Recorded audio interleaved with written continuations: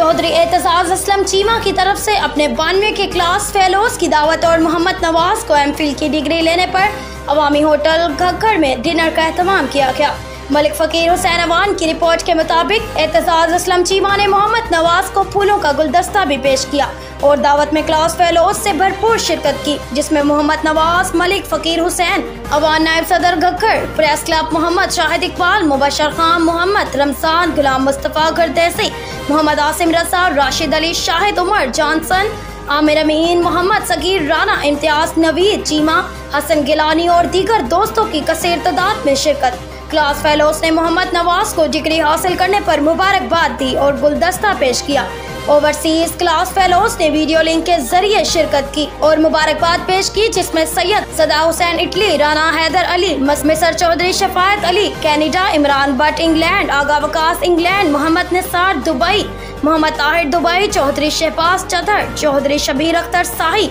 Saudi Arabia Zahid Mahmood America और दीगर दोस्तों ने शिरकत की।